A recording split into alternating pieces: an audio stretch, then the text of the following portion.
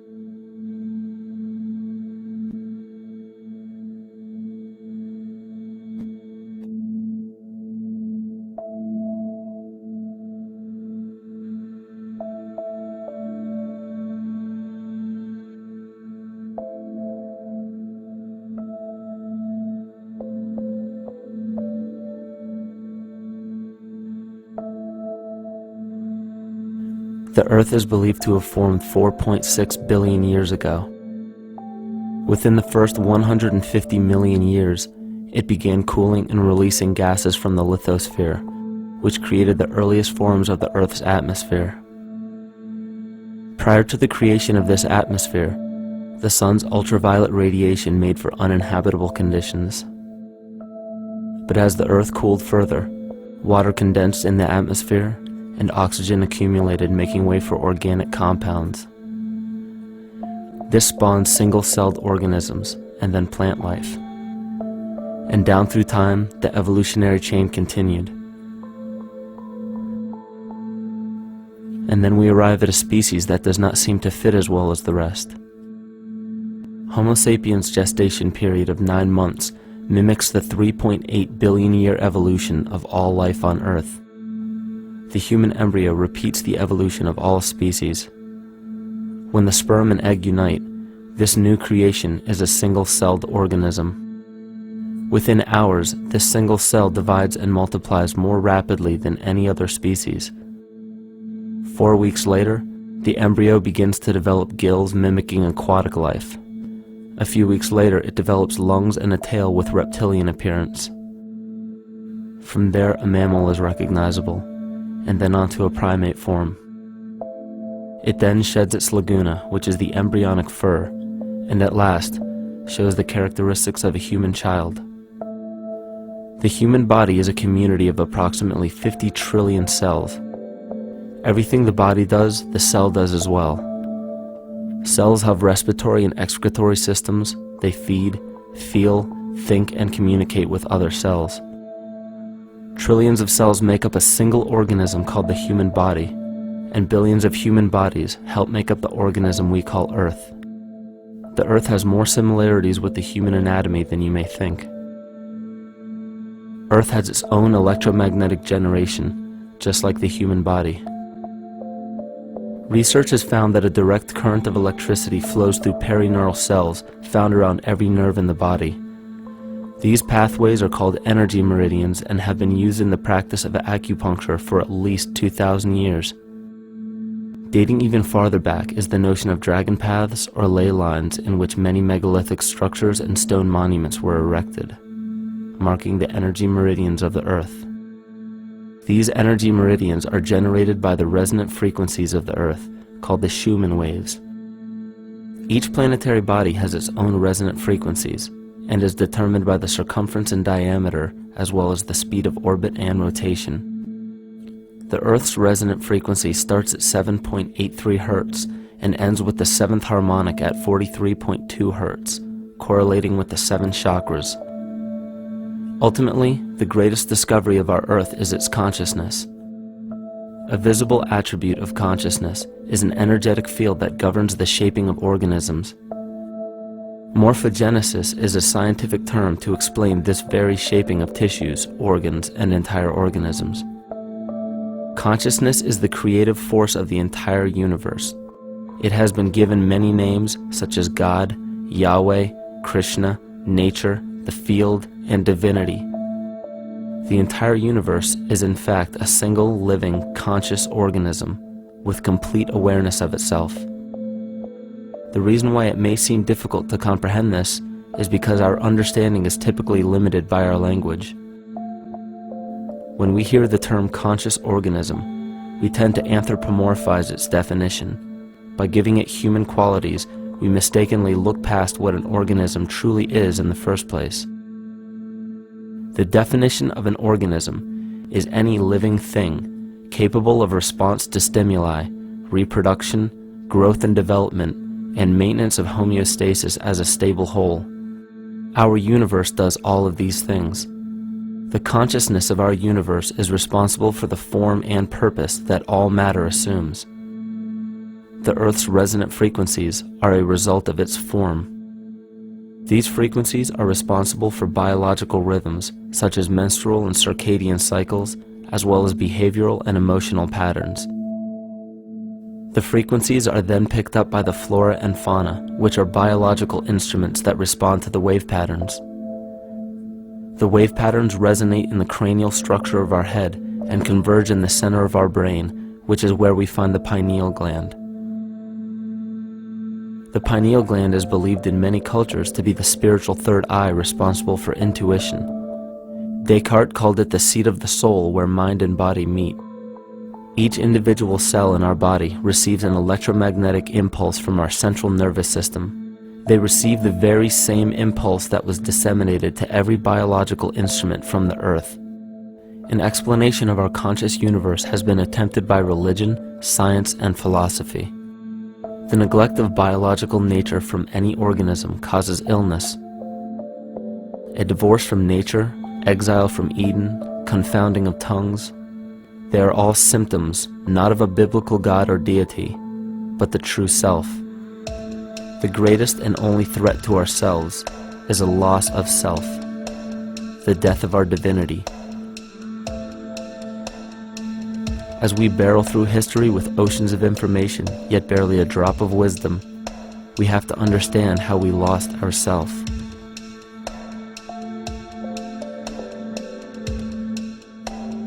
In sacred texts and ancient scriptures left by our ancestors, we find an incredible link between stories of creation, a great flood, the war of the gods, the Messiah dying for the sins of man, end-time prophecies, and similar characters. These correlations show up in myths from cultures that supposedly had no contact with one another due to distance in geography and time. The common thread we find that connects all of mythology has its roots in the stars. One of the most revealing accounts is the battle of the gods in heaven and the ensuing flood. In the Bible, Lucifer rivaled the Lord and was defeated and cast down to earth. In the creation myth of the Enuma Elish, we find a similar story of Tiamat being defeated by Marduk and cast down to the abyss of Apsu. In chaos, Tiamat, the mother of them both, Apsu and Tiamat's waters were mingled together, meaning that the chaotic waters of Tiamat were somehow mixed with the sweet waters of Apsu. Apsu was the Sumero-Akkadian god of the abyss beneath the earth. Tiamat, also known as Lucifer, was known as a serpent or dragon and was defeated by Marduk. Marduk was the father of Nebo or Mercury, and Mercury is the same mythological character as the Zoroastrian Mithra, the Egyptian Hermes Anubis, and the Gnostic Hermes Christos. The most recent version of Mercury, however, is the Archangel Michael in the Bible, who defeated Lucifer and sent him to the abyss of the earth, or hell. This story is steeped in astrological significance in the Bible and in many other ancient scriptures. This leads to an event in history that is recorded by many researchers regarding the cosmic upheaval and historic deluge. William Commonus Beaumont states, "The flood immortalizes the collision of a fallen planet, later termed Satan, actually a cometary body with our Earth." Consider what this reveals. He postulates that a planet, later termed Satan, fell to the earth, creating the flood we see recorded in the Bible and other myths. Lucifer, or Tiamat, was a planet known to ancient cultures as the Glistening One, the dragon of chaotic salt waters. The light from the sun illuminated this planet's water, which gave it a glow that rivaled the sun's own light, which is where we hear about Lucifer rivaling the Lord. The Lord in this case being the sun, which sustains and gives warmth to the earth. The planet Tiamat, or Lucifer, was destroyed by a cataclysmic event that hurled the watery planet to the abyss of the earth. In the book of Enoch, it reveals, "And behold, a star fell from heaven, and when it fell to earth, I saw how the earth was swallowed up in a great abyss." The myth of the Ute Indians states, "The sun was shivered into 1,000 fragments, which fell to earth, causing a general conflagration. Then Tawats fled before the destruction he had wrought. And as he fled, the burning earth consumed his feet, legs, body, hands, and arms, until at last, swollen with heat, the eyes of the god burst and tears gushed forth in a flood which spread over the earth, extinguishing the fire." This myth resembles the translation of the Enuma Elish by Stephanie Daly in her book Myth from Mesopotamia, which explains that Tiamat's eyes became the source of the Tigris and Euphrates rivers. As written in the book of Revelations, "And there was a war in heaven. Michael and his angels fought against the dragon, and the dragon and his angels fought back. The great dragon was hurled down, that ancient serpent called the devil, or Satan, who leads the whole world astray. He was hurled to the earth." The Roman mythology of Ovid gives the story of Phaeton, which happens to be another name given to the watery planet Lucifer, or Tiamat. This story reveals that Phaeton was a child of the sun and wished to become the sun for a day. Phaeton attempted this feat, and eventually Jove, who is also known as Marduk, destroyed Phaeton, sending him crashing to the earth in flames and put out by a tremendous flood of water from a river unseen before.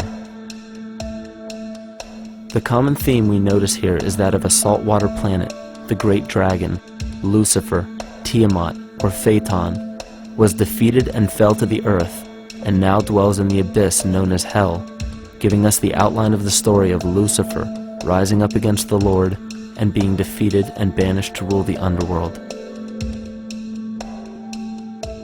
As we know, however, an outline is but a shell of a story. The inner meaning, the spirit of the myth, comes with a deeper understanding of the essence of each planet, not just the physical planet, but the conscious core, because we know now that the proportions and velocity of a planet gives them their own characteristic frequencies, which govern biological and behavioral patterns. These planets reflect the archetypal psychology of man.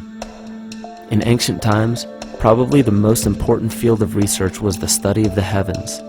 Galactic bodies and their movement through the sky were known to be symbolic of the inner faculties within human consciousness. Within all organisms, outdated science has only explained the physical world measured by our five senses. Only in esoteric religions, mysticism, and quantum fields of science are we to find any attempt at explaining where thoughts and emotions fit into the sense-perceptible world. We also understand now that humanity is a community of cells within the organism of the Earth. The Earth, therefore, is a higher organism that shapes our form and function. This higher organism and all other planetary bodies are governed by consciousness, just as we individual humans are. Therefore, the Newtonian belief that galactic bodies are nothing more than lifeless forms floating in space is tantamount to claiming that we humans are nothing more than a composite of elements in motion. We know that this is untrue because we feel, we think, and furthermore we see the result of our consciousness creating what we call life. Plato wrote, "This world is indeed a living being, endowed with a soul and intelligence, a single visible living entity containing all other living entities, which by their nature are all related." Furthermore, the cosmos is a single living creature which contains all living creatures within it. And in an article out of the Sufi journal, the author writes, "The world is a living spiritual being." This was understood by the ancient philosophers and the alchemists who referred to the spiritual essence of the world as the anima mundi, the soul of the world. In scriptures, we hear of the claim that angels guide the inner soulful actions of people, or that the gods wield influence over man. Most ancient spiritual and scientific teachings held the belief that the hierarchies of the gods, angels, archangels, archai, all the way down to the cherubim and the seraphim, are the hierarchies within the human psyche. In this way, we must understand that when the whole of ancient myths and sacred scriptures speak of spiritual influence from a higher being, they were speaking of archetypal forces that are inherent within us, not an influence from an external source. This is where we begin to see the relevance of astrology as an ancient form of science that resurfaced in the 19th and 20th centuries under the name of psychology. Friedrich Nietzsche even stated, "As long as you still experience the stars as something above you, you still lack a viewpoint of knowledge." This is astropsychology and maps the inner faculties of the psyche. In pre-Christian times, there were schools known today as the mystery schools or the mystery religions. The messages encoded in the scriptures and ancient archaeology came from adepts of spiritual science. The intent was to teach the initiates the deeper meaning of these myths. What became later termed as Lucifer, Satan, or the devil was representative of the ego which rivals the Lord, the representative of the self. The true self is the epicenter of a person's entire being. It is the total sum of everything that we are. The false ego, on the other hand, is the idea and concept we create about ourselves in the course of our lives, which typically excludes any qualities we don't wish to accept about ourselves. However, humanity has been endowed with the freedom to choose either to obey the true self or to give in to the temptation of the vanity and materialism of the false ego. This is the most notable trait that separates man from animal: our freedom of choice, the choice to follow our concepts and ideals or our natural impulses, the choice to sustain nature or to destroy it. This freedom of choice weighs on the fate of the entire organism that we call humanity. Cancer begins with a group of cells within a community that fail to communicate with the conscious signal of the organism. Those cells begin to grow out of control and spread to other areas of the organism. This very disease is evident in our world today. The cancer upon our earth is the domination of our false ego and our divorce from nature. Collectively, among every human, the cancer upon our earth is the domination of our false ego and our divorce from nature. Collectively, among every human, vanity leads to segregation and competition. Competition leads to fear and greed. Greed leads to deceit and immorality. And immorality is the breeding ground for illness, waging war on our earth. Every act of hatred and destructiveness in our world begins with self-hate and self-destructiveness. And it all begins with a breakdown in communication.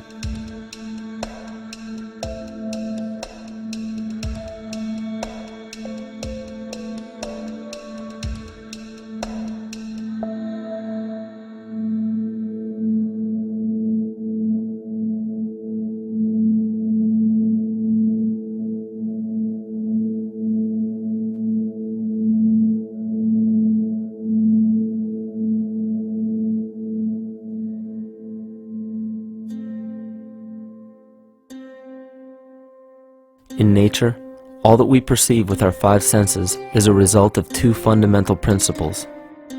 Everything in existence is made of a relationship between vibration and matter. Vibration is a masculine creative force countered by matter, which is a feminine receptive force. Thus begins the principle of duality.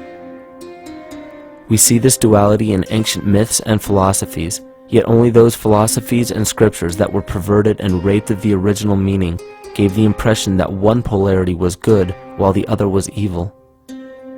The original sages, adepts, and shamans taught that both are necessary, and one would not exist without the other. These two important principles come together to form all things in the universe. This is Kymatica. Even language, logos, the communication of any and all things in nature, depends upon this principle. Pete Peterson, in his works Cymatics, the Science of the Future, stated that nature shows examples of Kymatica in everything. This phenomena is found to be one of the prime forces that moves biological evolution along its path. Dan Winter reproduced an experiment to prove that the ancient languages of Hebrew and Sanskrit, when spoken, create a vibratory frequency that moved matter into sacred geometrical patterns. Upon further investigation, Hebrew, Sanskrit, Aramaic, Arabic, and other elder dialects have older roots in a parent language of Gaelic and quite possibly an even earlier origin.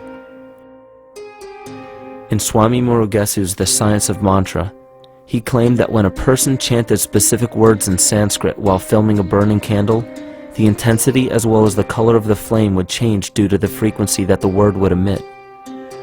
This same science has been shown to lower and raise blood pressure. And in his own words, certain sounds can affect their circulation and nervous system. Whatever change such vibrations cause extends to the mind of a person and also to the surrounding atmosphere, causing warmth or coolness. All this can be known by study and shown by practice. This rediscovered knowledge of the science of sound shows that sound is something more than mere vibratory signals. Not only does sound interact with life, but it sustains and develops it. It acts as a conduit of conscious intent between people, societies, and entire civilizations. Yet the psychic illness we endure due to the domination of our false ego is reflected in the collective. Our psychological schism has shut us off from communicating correctly with our inner self, which is exactly how cancer cells within the body operate. In the collective, we have created a language barrier between humanity and the rest of nature, acting as a global cancer. Recorded in history, the efficacy of the ancient languages has been severely uprooted. The alphanumeric translation from Hebrew to English shows a complete reversal of the two languages, giving the cymatic effect unnatural results. Dr. Leonard Horowitz stated in his work on DNA, 1/3 of the sensory motor cortex of the brain is devoted to the tongue, oral cavity, the lips, and speech.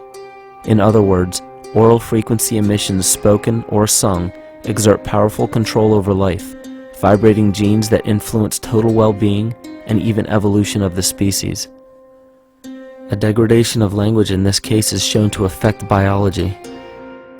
If something as basic and important as language can be degraded and devalued to such a degree, yet never questioned, what else might we be missing? Think of an aspect of your life that dictates the limits of your freedom. Government and law enforcement, insurance and pharmaceutical companies, taxes, building permits, driver's licenses, and more. There are hundreds if not thousands of stipulations, regulations, and boundaries on our freedom. And out of the ones that were just mentioned, how many have you researched to find out whether they apply to you or not? Let's look at the forms of law that we currently acquiesce to.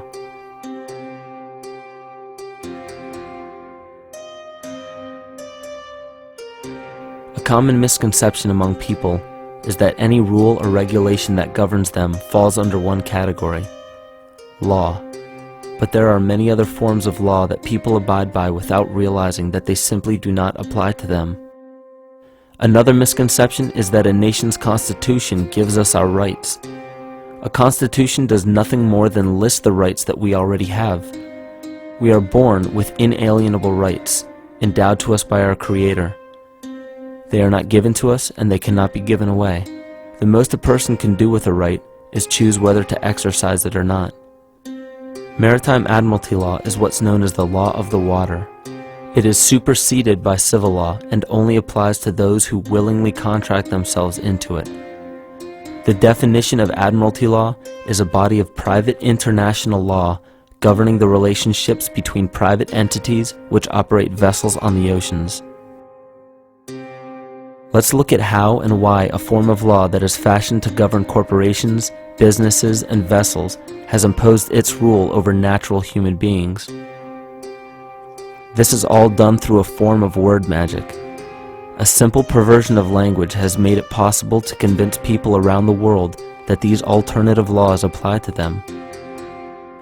One of the predominant beliefs in modern culture is that licenses, permits, registrations, and other forms of documentation are required to operate motor vehicles, use public roads, build structures and establishments, engage in free enterprise, and much more. Sadly, these beliefs are based on little to no investigation whatsoever, and are false. This belief structure is perpetuated by Maritime Admiralty law. This form of law was originally created to govern ships docking in foreign nations for the import or export of products and resources. It deals with banking and merchant affairs, not civil affairs. When a product is taken off of a ship and brought into a foreign land, that nation takes custody of the resource and accounts for it with a certificate. That certificate marks the birth date of that product in the custody of the respective nation. Think of why it is supposedly required to have a certificate of live birth in the first place. The Barron's Dictionary of Banking Terms defines a certificate as a paper establishing an ownership claim. So right there, we notice that everyone with a birth certificate is defined as being owned. People are used as collateral with other nations because the U.S. is bankrupt. The United States declared bankruptcy on March 9th of 1933. At this point, the U.S. began taking out loans from a private, non-government affiliated corporation called the Federal Reserve. With no money to pay back the loans, the United States began using the citizens as collateral. All birth and marriage certificates are literally warehouse receipts. Just look at the similarities of warehouse receipts and birth certificates. Both document the date of issue, a serial number, registration number or receipt number, a description of the product, and an authorized informant to notify the appropriate government agency. With all of this information being readily available, the majority of people are unaware of their involvement with Maritime Admiralty law. This is possible through the manipulation of language. This Admiralty law changed the meaning of the word person from a natural living person to a corporation. Driver's licenses, vehicle registrations, auto insurance forms, building permits, gun permits, work permits, tax filing documents, birth and death certificates, traffic citations, and many other forms of documentation that were once believed to be absolutely necessary only apply to persons or corporations. Upon signing such a legal document, you are indirectly waiving your rights under the Constitution and lowering your status to that of a corporation that is created with the same exact name as you. The only way to reconcile your true name from the name of the corporation is to take notice that the corporation has its name in all capital letters. This is known as capitis diminutia maxima. You may take notice that your driver's license, birth certificate, social security card, insurance cards, and more use all capital letters to legally represent the corporation with your name, not you. The corporation is known as an artificial person, whereas you, the human being, are known as a natural person. This deception goes even deeper when it comes to the courts that we attend. When showing up to court, you will notice that there are seats for witnesses behind a wooden fence or barrier. The defendant must cross through the entrance to the other side of the barrier where the plaintiff and judge sit. This act symbolizes the boarding of a ship. At this time, business can be conducted in Maritime Admiralty law. The judge, acting as captain or banker, is responsible for settling the balance between the two sides. This is why there is always a monetary value involved in any court case. The captain is simply dealing with banking and merchant disputes. Once the balance is paid, the case is closed. To turn the court case away from admiralty law where your rights are not protected, you must avoid agreeing to represent the artificial person. This is done by stating that you are the natural person. You don't have a first or last name because those imply corporate title. In a court case, you may state that the court takes judicial notice of your honor's oath of office. Every judge must take an oath of office to practice law, yet you must make it clear to the court and the jury that the judge is acting as judge and not banker. Remember that you are a natural human being of the earth. You are not governed by anything but your own consciousness. Laws are created within a society. The society that created the laws we see being enforced today is called the Law Society. Yet the most beautiful part of this entire deception is the fact that we are not part of the Law Society, so their laws do not apply to us. Judges, lawyers, and law enforcement officers, they're all part of a society. Within that society, they've created their own language that's deceptively similar to English. They have these little things called statutes, acts, and regulations that seem like laws, but they really only apply to those within their society. So that basically means all the traffic violations, minimum age requirements, and everything except for damage to another person or their property doesn't really apply to the natural person. Laws only apply to those within the Law Society. The game being played is an illusion. You can simply choose to open your eyes and reclaim the freedom that you were born with, bound by nothing but the limits of your imagination. These are just a few examples of assuring that your rights are being protected. By far, the most important line of defense against this deception is to be aware of the perversion of language, and be absolutely aware of how you form your beliefs and concepts.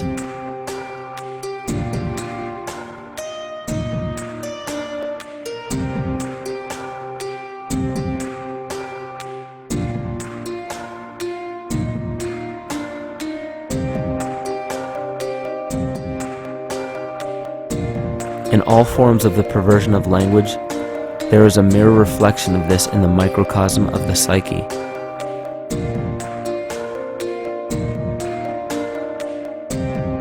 And the problem I see with humanity today is we don't truly know ourselves anymore. We have the 9-to-5 job, we have the house, the children, the bills, the television, the hobbies, and the errands that we run every single day, and we eventually begin to believe that this is who we are. But who are we beneath the job title, beneath the status of mother or father, theist or atheist, Republican or Democrat, black or white, man or woman? Who are we? Who are we deep down inside? We don't know, because every time we hear an answer that we don't want to accept about ourselves, we deny it. We'll pass it off and project it onto somebody else and judge them for it. This is repression. And we see what repression can do to us on an individual level, but what about on a collective level of humanity? What happens when the whole world refuses to see what they truly are on the inside?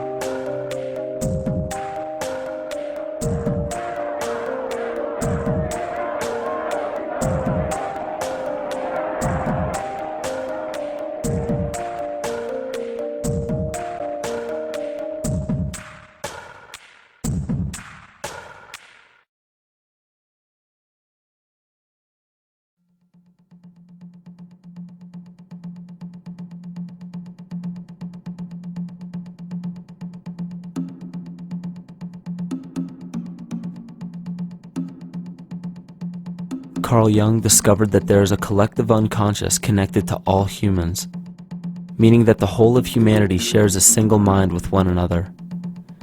This is evident in the world through accounts of shared mythology and symbols, the study of morphic fields, and with the science of kinesiology. This collectivity is a global example of the unconscious mind of the human body, in which trillions of cells share a similar signal. This parasite, called our false ego, requires a continuous flow of sustenance to survive. food, fuel, and any other form of sustenance is energy. Human consciousness is an electromagnetic field of energy. When this potential energy is utilized, it then releases kinetic energy, which is used to perpetuate the false ego. This scenario occurs in the smallest parasitic organisms, all the way to a collective organism called humanity. A parasite will release chemicals that cause the host to crave the sustenance that the parasite needs to survive. As long as the host is unaware, it will keep feeding the parasite and starving itself.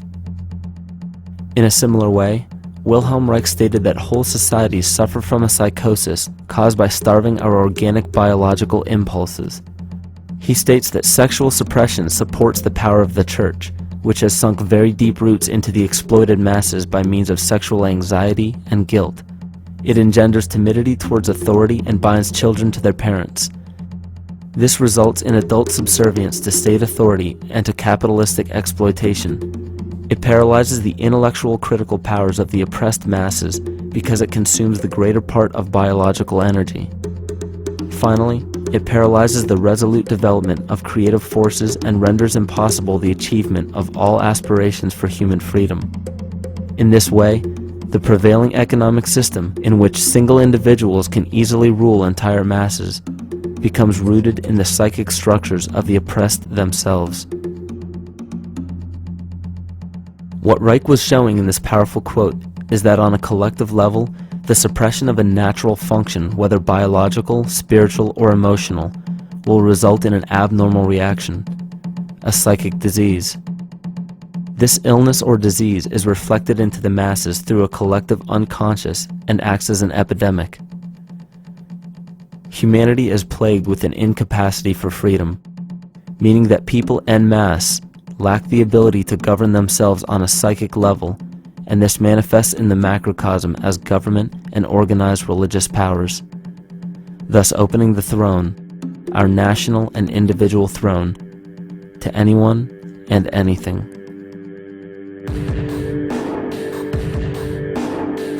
Enter the infamous rulers of the earth, the patriarchs of civilization, political, social, economic, and spiritual dictatorship, psychic tyranny. This simple illness within our psyche, this lack of responsibility and neglect of basic human freedom, has made way for every tyrant that has ever held rule over people on this planet.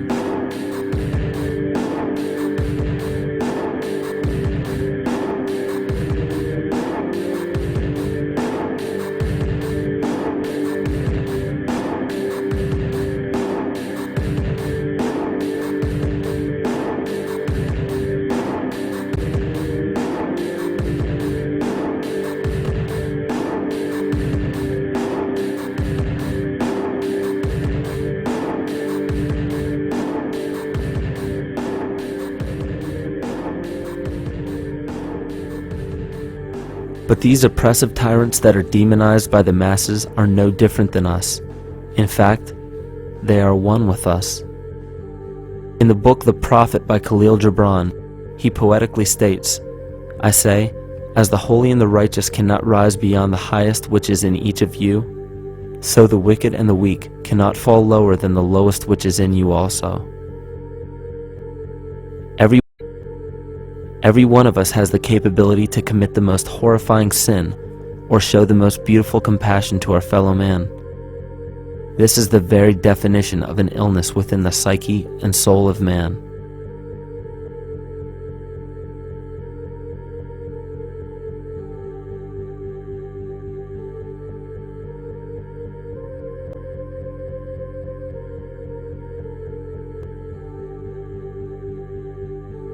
Think of any position of power that you believe to be above you.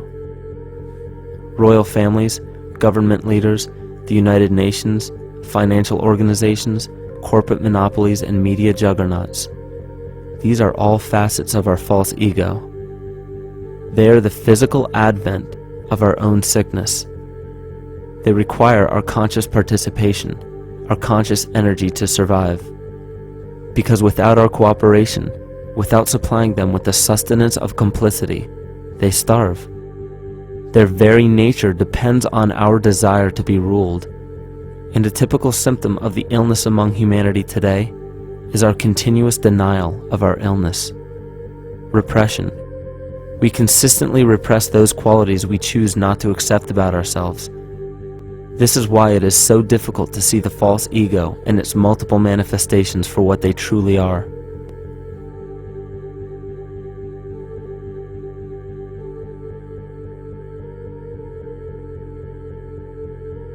This is the very nature of the false ego. It acts as a red herring to distract us from the freedom we truly have. For this psychic parasite to survive, it must supply us with a chemical that will cause us to remain dependent upon it. In this case, the sustenance is our conscious energy. And in order for us to feed it to the parasite, the chemical of fear causes humanity to crave protection and defense.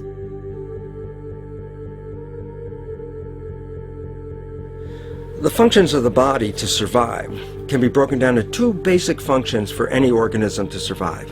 You have to be able to grow, maintain yourself, take care of your biology, but you also must be able to protect yourself, so that if you're just growing and you can't protect yourself, you'll become food for something else. So the survival involves a balance between growth and protection. Through the history of human civilization and through human evolution, we recognize that our nature is to be in a state of growth, and that our protection is only supposed to be used to, help us out of that threatening moment. You can't be in growth and in protection at the same time. So the significance is, when we see a need of protection, the stress hormones in the body shut off the blood vessels in our viscera or gut, which is the part of the body for growth. Well, the issue is, if you took the blood from the viscera and moved it out to the arms, then you left no blood in the viscera. That means no growth. But you're ready to fight. And when your fighting is finished, then the blood returns back to the viscera and you grow again. But in the world that we live in today, it's 24/7 fear.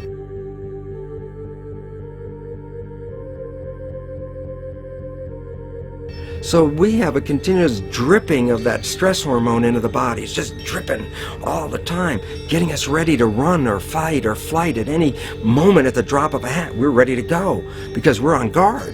Well, the problem is, what does that mean about your allocation of energy? And it says, we're spending most of our energy in protection. You cannot survive if you're in protection all the time.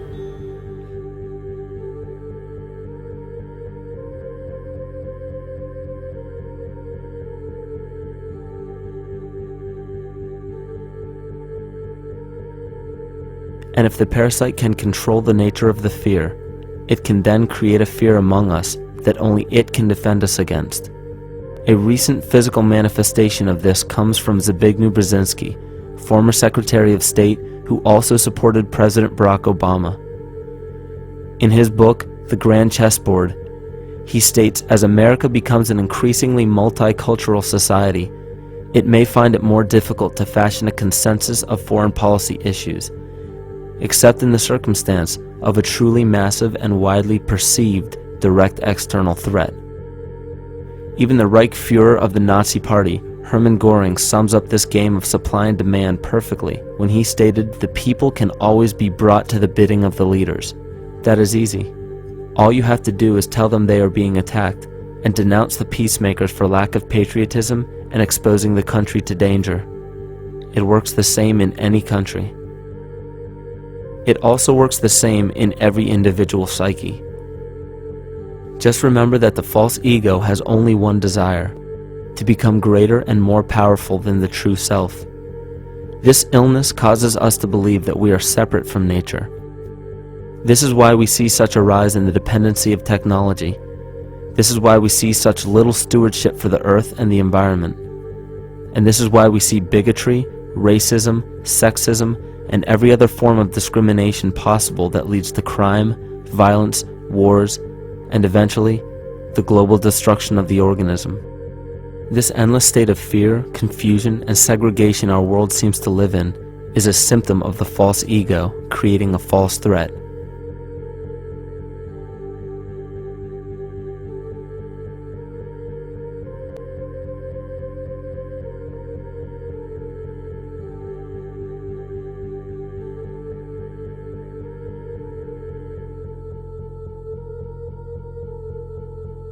many of the United States presidents have blood relations with each other.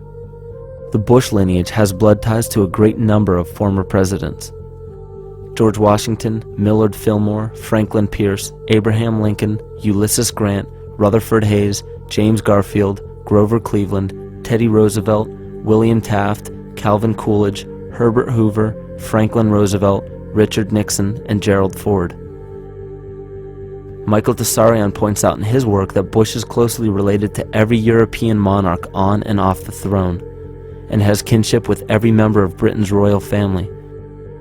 Bush's family tree can be documented as far back as the early 15th century. He has a direct descent from Henry III and from Henry VIII's sister Mary Tudor. He is also descended from Charles II of England. And we also find that George W. Bush is a direct descendant of Godfrey de Bouillon. Godfrey was the first king of Jerusalem after he recaptured it from the Saracens, which was the name for the Islamic faith during the Middle Ages. It is interesting to note that the current occupation of the United States in the Middle East was re-established by the same family, George Bush Sr. in 1991, and again by George Bush Jr. in 2003. George Bush Jr. is then found to be a cousin to both opposing candidates of his 2 terms in office, Al Gore and John Kerry. Democratic President Barack Obama also has blood ties with George W. Bush, as well as Gerald Ford, Lyndon Johnson, Harry Truman, James Madison, and the British Prime Minister Sir Winston Churchill. On the opposing side of the 2008 presidential ballot, John McCain is descended from Robert the Bruce, King William I of Scotland, and also Godfrey de Bouillon. Probably one of the most interesting facets of the bloodline relations is the fact that the whole British royal family has descent from the Muslim prophet Muhammad through the Arab kings of Seville. This bloodline was passed through the kings of Portugal, Castile, and eventually down to King Edward IV. And this is a very, very different story from what you hear the media pumping out every day, being this idea of lineal superiority. It's completely debunked according to the foremost authority of aristocratic lineage, Burke's peerage. And this just goes to show that there's the true story, and then there's the manufactured illusion, the front that's given to the public.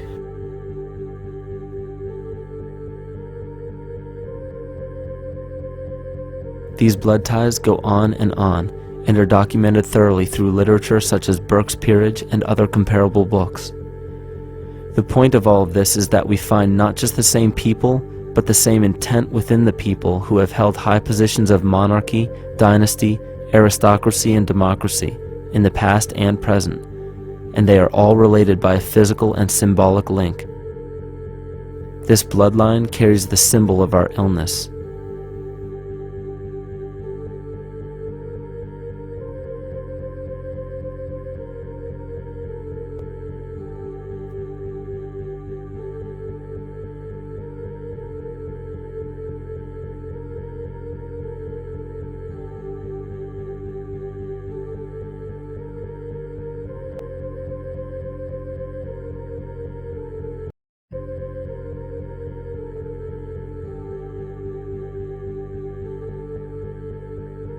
The symptoms of our psycho-spiritual illness are the wars, terrorist attacks, artificial or man-made disasters, and leader figures.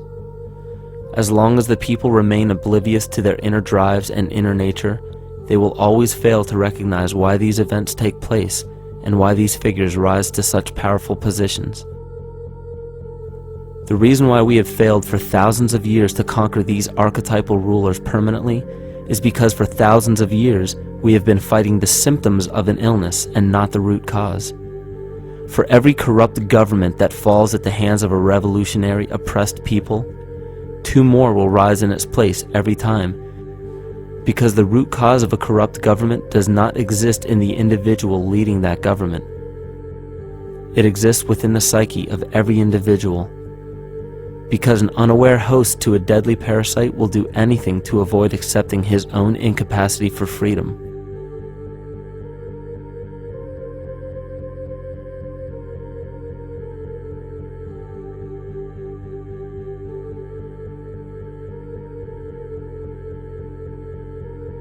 We are so bereft of sanity in this world that those few who simply stop projecting onto others and begin facing their own demons are seen as neurotic. An article written in the 1950s states that studies showed that individuals who had been isolated from their familiar social and cultural environment became neurotic. This shows that when those individuals had no object to identify their darker emotions with, they began to see these things in themselves, that which they refused to recognize before, and were unaware of why they appeared and how to cope. Facing our true inner self is virtually unknown in our world today. This is why no matter how many civilizations rise and fall, it is our collective consciousness that creates our governing apparatus, not individual people.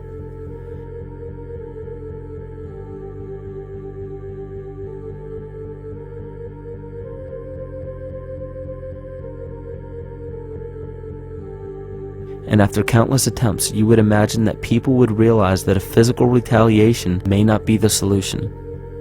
Yet here we are, thousands of years later, with technology that can clone DNA, vehicles that can break the sound barrier and probe the depths of space, and science that can overcome almost any sickness. Yet we still fail to take notice to the importance of thoughts and consciousness. This is the very definition of insanity.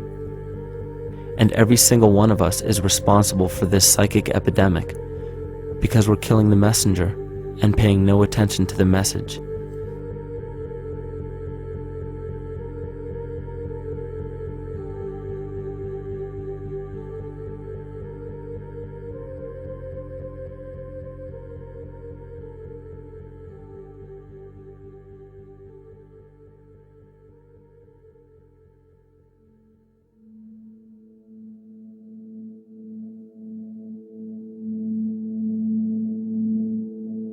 During the 1990s, 3 Nobel laureates in medicine advanced research that revealed the primary function of DNA lies not in protein synthesis as widely believed for the past century, but in electromagnetic energy reception and transmission. Less than 3% of DNA's function involves protein manufacture. More than 90% functions in the realm of bioacoustic and bioelectric signaling. So why is it important to know that DNA functions in bioelectric signaling? HeartMath Institute has discovered the heart and brain maintain a continuous two-way dialogue, each influencing the other's functioning. Although it is not well known, the heart sends far more information to the brain than the brain sends to the heart, and the signals the heart sends to the brain can influence perception, emotional processing, and higher cognitive functions. The heart also generates the strongest rhythmic electromagnetic field in the body, and this actually can be measured in the brainwaves of people around us. We are quite literally an electromagnetic expression of our highest cognitive function. The behavior of electromagnetism is evident throughout the world as dualism. All matter contains a negative and positive charge, which means organisms are built upon this foundation. The natural homeostasis of any organism is a balance of both polarities. Furthermore, research on emotional energetics shows that the heart's field is a carrier of emotional information and a mediator of bioelectromagnetic communication within and outside the body. Research shows our heart's field changes distinctly as we experience different emotions. It is registered in people's brains around us and apparently is capable of affecting cells, water, and DNA studied in vitro. Fear. The chemical supplied by a collective parasite creates a distinct bioelectric signal given off by the host. This signal is disseminated to the organisms within our community and will grow outward through the entire organism unless it is counterbalanced by an opposing force.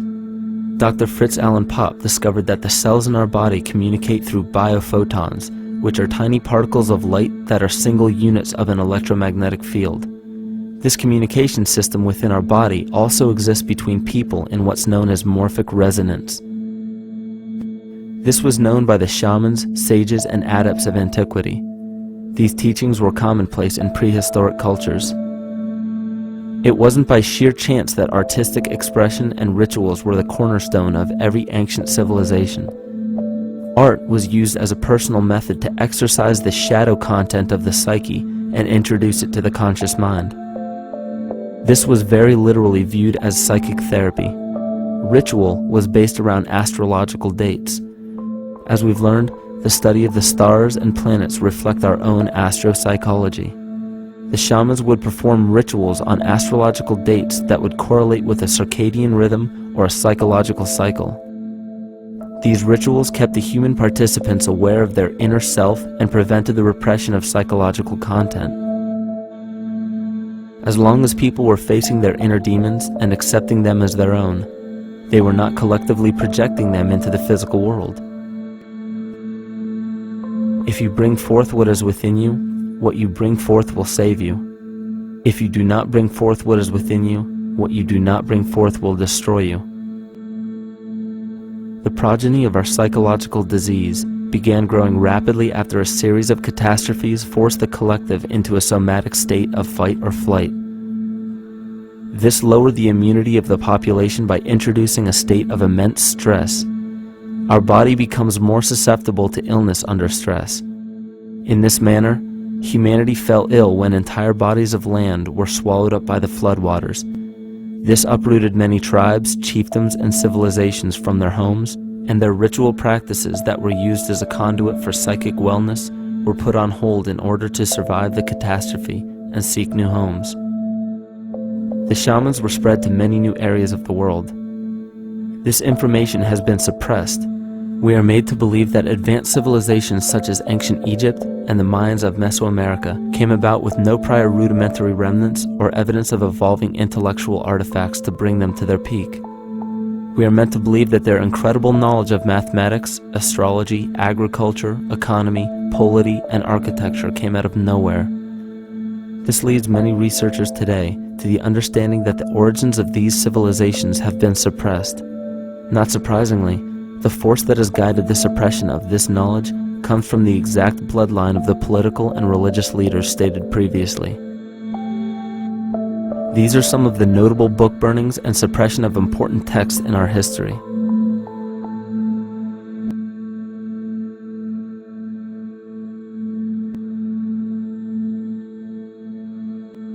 Yet after all of this suppression, there are still remnants of the dispersion of elder civilizations in nearly every country. There is tremendous evidence of ancient cultures visiting North America long before the conventional belief of European colonization. Barry Fell states in his book America BC, there are ancient inscriptions now being reported from nearly all parts of the United States, Canada, and Latin America, written in various European and Mediterranean languages in alphabets that date from 2,500 years ago. William Commonus Beaumont wrote, "The Toltec and Maya civilizations never originated on American soil, but appeared there full-blown, with a well-defined art and system of hieroglyphic writing which possesses affinities with Egyptian. It is found that there are thousands of prehistoric sites across New England and several other northern states showing inscriptions, carvings, and mounds created by Druidic mariners as far back as 800 BC. To suppress this information further, it was not only imperative for the bloodline to burn the documented texts containing true historical information, but to wipe out the cultures that derived from these ancient shamans. The most devastating genocide ever endured was and still is the annihilation of shamanic tribes. We've lost our traditional roots and don't know about ritual. The dragon dances and the ghost dances of the Native American Indians, what do you think that was all about? All the shamans of the world, when they do their rituals, they're doing that. Their work, harmonically through dances, is to strengthen the immune system of the earth. But they've been all murdered. So that was why in the 17th century, exactly the same period I'm talking about, there was an all-out agenda that when you come across indigenous people, you annihilate them. Columbus was sent on his expedition along with agents of the crown to disrupt the lives of the natives and seize mineral resources. He visited every island in the Caribbean, depleting the gold and taking as many slaves of the native Taino tribe as possible. 5 million natives were murdered within 3 years, according to Leah Trabic. Within 15 years, the Arawak tribe of 250,000 was completely wiped out. The population of the United States prior to European contact was greater than 12 million. 4 centuries later, the count was reduced by 95% to 237,000. From 1494 to 1508, over 3 million people had perished from war, slavery, and the mines. Who in future generations will believe this? I myself, writing this as a knowledgeable eyewitness, can hardly believe it. My eyes have seen these acts so foreign to human nature, and now I tremble as I write. Another agent of the false ego bloodline was Hernando Cortés, who decimated the Aztec tribe and plundered their mineral resources. This again was the case through Cortés's second cousin, Francisco Pizarro, who conquered the Incan Empire in Peru. These atrocities are seen throughout Africa, New Zealand, New Guinea, East Timor, and are still seen today in Canada. This was a deliberate attempt to bury any surviving remnants of the ancient world and our true history. It is a naive mistake, however, to categorize and blame everything and everyone involved with politics or religion for this suppression of knowledge. It is only natural for people to crave spiritual understanding when there are so many manufactured missing links and perversions in the spiritual text today. And due to this void of spiritual wisdom, honest and moral people who are simply trying to understand their place in this world become the prime consumer market for those who wish to exploit this vulnerability. To have enough power to run our own lives, basically. If we look at the New Age movement, for instance, which is another kind of trap in all of this, where people might end up actually. They're looking for something so bad that they're taking all these things that are handed to us or to them, but it's not really based on any real understanding. It's still kind of coming from a religious type of perspective. People are genuinely seeking something new. They're genuinely seeking a new type of spirituality, or to better themselves, or to change something, but this is being hijacked. And what they actually do is that they lead you into another type of group mentality or New Age religion, whatever it is, and people still are not able to kind of really break free from that and follow their own journey or their own path, which I think is very important in all of this.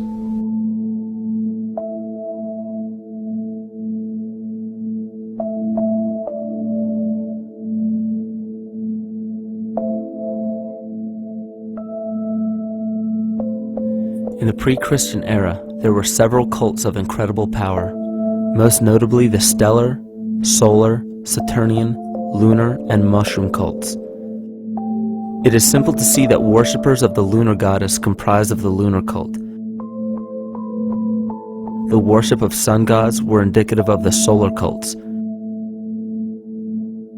The Saturnian cult, which consisted of Phoenicians and Canaanites, worshipped El or Eli.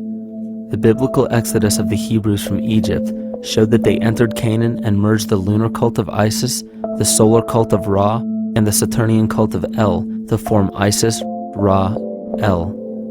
Israel. The old Israelitish cult and mythology, the Yahweh worship, the patriarchal legends, the sojourn in Egypt, and so on, are rooted in the religion of the sacred fungus, developed from the underlying fertility philosophy of the ancient Near East. The Jewish mitre, Muslim turbans, and military berets are derivations of the symbol of the mushroom cult. One of the first and most prominent, however, was the stellar cult, and a number of these ancient cults were created for shamanic purposes and earthly stewardship, yet some were taken over with different intentions. Just as you would imagine in any establishment of power, smaller cults formed within the main cults to worship individual deities. The cult of Mithras and the cult of Dionysus are 2 examples. You still today can see the Mithraic or Phrygian cap on the symbol of the seated Liberty dollar, the coat of arms of many countries, the reverse side of the flag of Paraguay, the seal of the United States Senate, and even involved in the solar cult holiday that we now call Christmas. In the cult of Dionysus, many festivals were celebrated, such as the Greater Dionysia, celebrated in Athens around the spring equinox. The foremost event in this festival was the Thymelic contest, in which poets, musicians, and entertainers performed in an open-air theater. Musicians did not have to pay taxes, and members of the Artists Guild did not have to participate in military affairs. The cult of Dionysus is still alive to this day as the entertainment industry.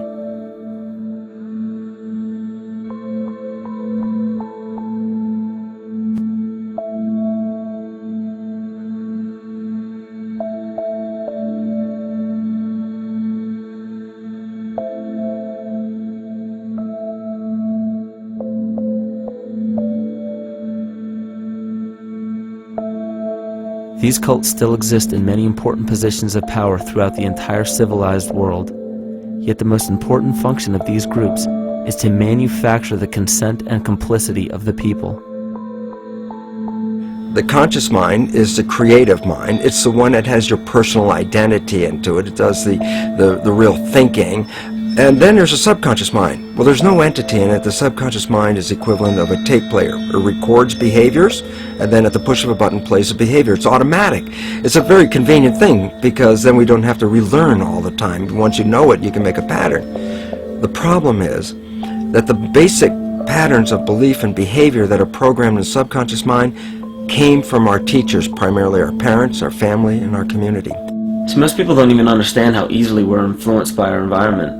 Every person that we encounter, every single situation that we're faced with, every little word that's said on television may not seem too influential to our conscious minds, but your unconscious is designed specifically to let every environmental signal influence you without your awareness. So the question is, are we leading conscious or unconscious lives? And now neuroscience has told us in the unfolding of our lives, only 5% of our life is controlled by our conscious mind, and 95% of the time controlled by the subconscious with programs from other people that were installed in there.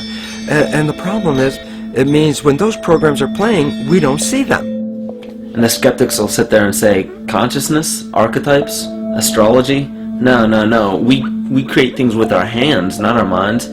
Archetypes aren't physical. They can't influence me.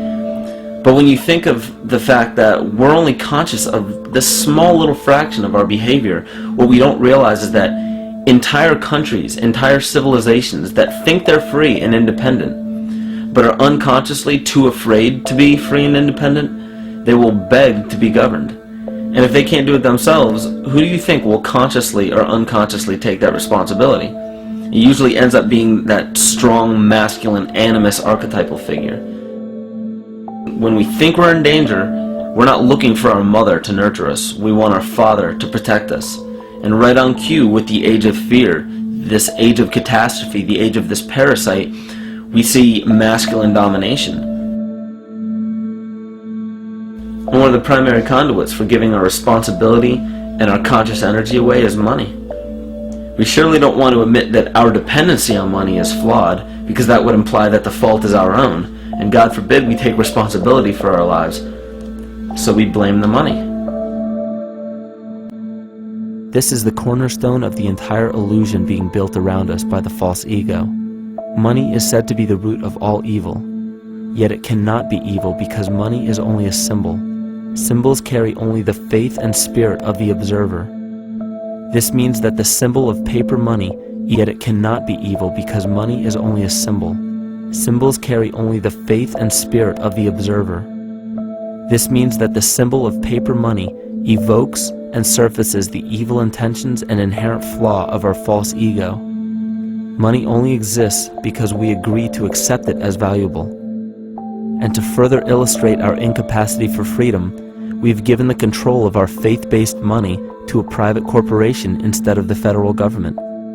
There is no law stating that we have to use Federal Reserve notes as currency. We choose to because we fear the alternative: independence.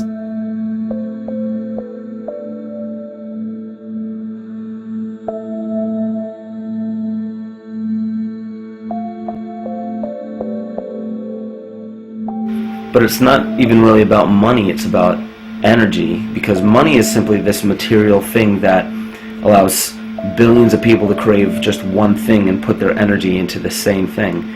It's not the plasma TV or the house or the lifestyle or the job or the significant other or the status that we're really after, because we know that we're empty.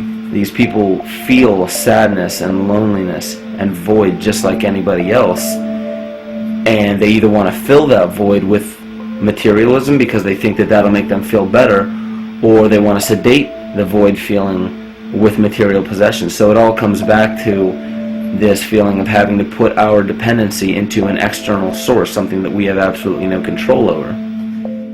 What we're seeing right now is with all the competition of each other destroying each other, wars, competing for material existence, raping the planet and tearing it apart to get some pieces of it to hold in your hands and say you won the game. Every one of those moves is destructive not just of the planet but of human civilization, because human civilization will thrive with cooperation and will die with competition. And if you operate from these truths, then you end up with the extinction that lies before us. You see, we all have demons, so to speak. We all have inner demons in our lives, but we expect to see devilish monsters or dark apparitions when you think of a demon, kind of like what you'd see in the cinema. But our demons are really the people in our everyday lives, the people that we argue with, the people that we envy or hate, the ones we physically or emotionally harm in some way, shape, or form. And it's not because we envy or hate qualities in these specific people as much as we hate the fact that they remind us of ourselves. They reflect qualities about ourselves that we wish we had more of, or that we wish we didn't have at all. So what do? We alleviate that pain not by fixing or fighting our own demons, but by harming the people that remind us of our demons, by harming the people that remind us of the things that we don't like about ourselves. And when we become frustrated that we're not in control of our emotions because we don't really know what's affecting our emotions, we take it out on others. We take it out on absolutely anything else that can show us or act as a catalyst for our hatred. And so we do the same thing to animals. Animals are perfect because they can't defend themselves. And it's a perfect catalyst for our inner aggression, our confusion, our hatred.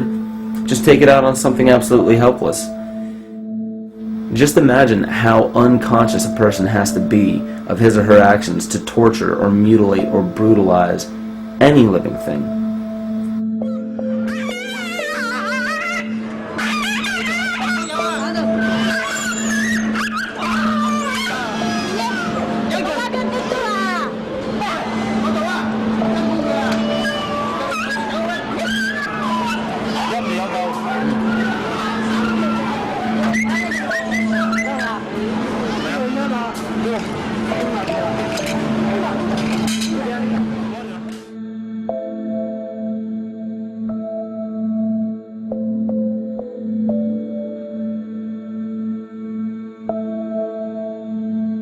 His goat's down, and he'll be here, and we can. Ouch! Ooh, he bit you. Bit of his tail. Is that common with their kids, maybe? He's a big guy. That's a real. Think of the lack of compassion you must have towards life in general to be able to feel no semblance of sympathy towards entire populations, let alone just individuals or individual animals, entire populations of species that are bred specifically for the purpose of commodity. But I'll tell you what's even more dangerous is not so much the people carrying out this cruelty, because that's already been established. That form of hatred and cruelty has already been established and it's already known. What I'm really worried about is the people who are against inhumanity, the people who are against animal cruelty and feel self-righteous enough to think that it's justified to inflict harm or even wish harm on these people. Because those are the people who take unconscious cruel behavior to a whole new level of conscious cruel behavior that's perfectly acceptable in their minds, because they feel that it's their job to bring other people to justice, like they're an authority figure of some sort.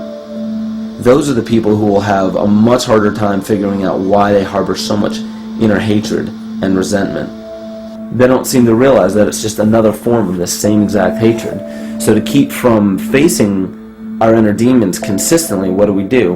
When we begin to realize, hey, wait a minute, maybe it's not alright to inflict harm on any other living thing, then the ego has to come up with a more esoteric form of cruelty to trick us into displaying the same form of self-hatred, the same indignant attitude, but just in another way and towards another group of people.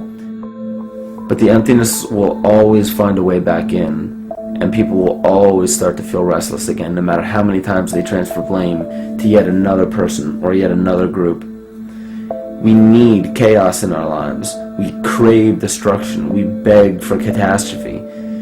Because if we don't have these things to act as a form of exorcism or a catalyst for us, we start to notice these things in ourselves, and that's what we don't want. You see, we can deal with wars. We can deal with terrorism. We can deal with stock market collapse and economic collapse. We can deal with these things. But once we start to notice this chaos within ourselves, that's what we're really afraid of. We'll take 1,000,000 September 11ths over one moment of true insight towards our self-hate.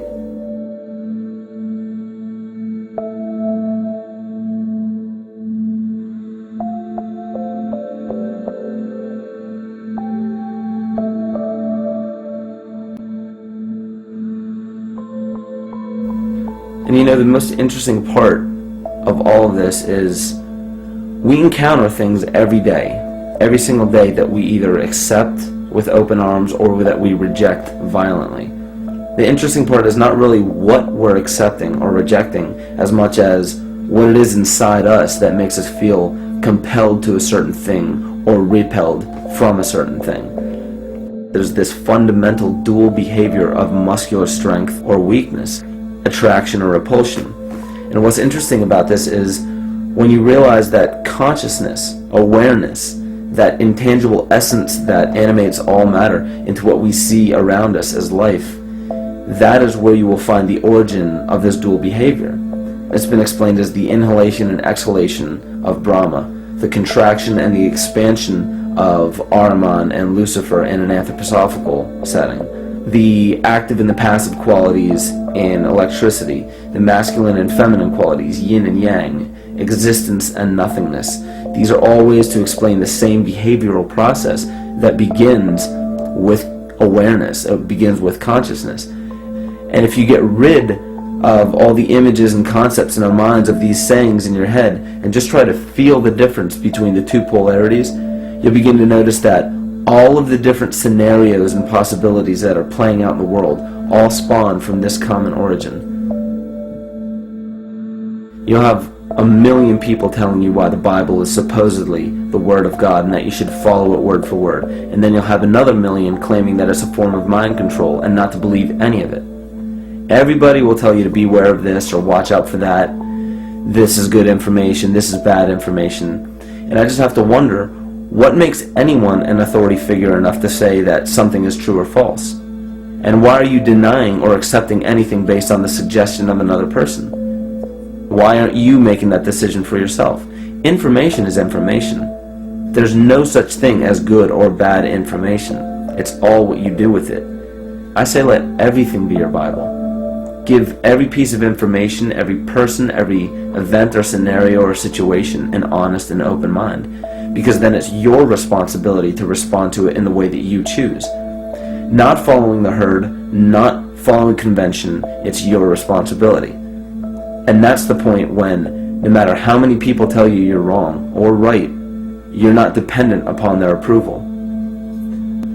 If we at least question our own actions, question our own thought process, and make a conscious decision to what we feel is right every single day, that's what I believe to be divinity.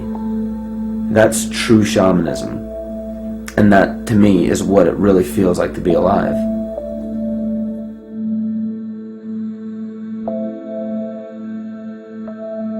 In this conscious, living universe, there are no laws of nature, just habits. There is nothing external to the universe to enforce a law upon it. The illusion of a fixed law of nature is only the result of there being no need for that habit to be broken. When habits need to be broken to ensure the survival of the organism, we see this event in nature and call it evolution. The collective mind shapes our evolution.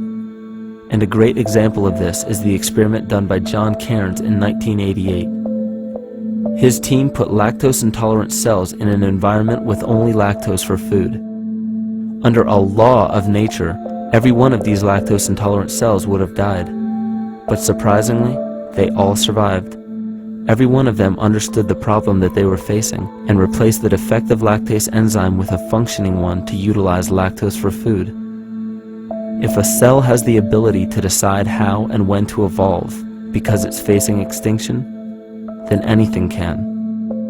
The existing beliefs are that a human body is a biochemical machine controlled by genes, and therefore the behavior, emotions, and character of our biology, our health, our lives are controlled by genes which we don't control. So this is what we taught people. You're a victim. Genes control your life. You didn't pick them. You can't change them. The genes you end up with program what's going to happen.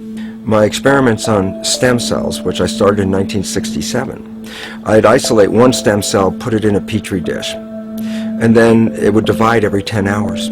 So I took all the cells, split them up into 3 groups, and then just put them in 3 petri dishes. And then I changed the growth medium, the constituents of the environment, in each of the 3 dishes. In one dish, the cells form bone. The second dish, they form muscle. In a third dish, they form fat cells.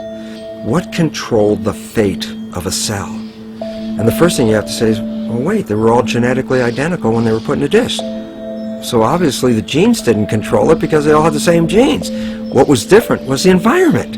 And all of a sudden in my career, it said, oh my gosh, here I am teaching genes control life, and the cells are telling me genes respond to life. And since you can control the response, you can control your life.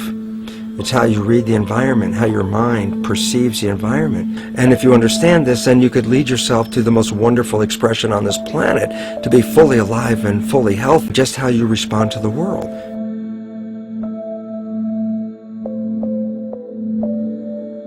In the face of financial collapse across the world, political and religious wars raging tirelessly, and an ever-growing feeling of being lost and void of meaning, there is a great amount of energy being pushed to the surface of the collective mind. Evolution does not come about gradually. It happens in spurts and fits, and comes about due to a tremendous need for the organism to survive. We are now at a point in history where we will choose. We will choose to become sovereign or remain dependent, to face our true self or continue fighting a ghost, to become well or allow this disease to grow, to live or to die. The choice is yours.